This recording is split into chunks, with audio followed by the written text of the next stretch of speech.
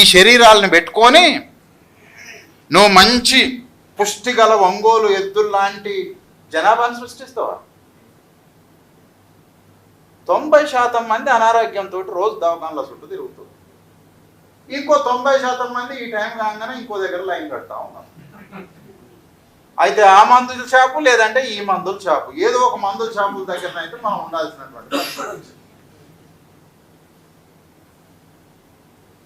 కాబట్టి కులం అనేటటువంటిది ఉండాలి, దానివల్ల ఒక స్వచ్ఛమైనటువంటి జాతి నిర్మాణం జరుగుతుంది అనేటటువంటి వాళ్ళ మైండ్ని అంతా బదలుగొట్టి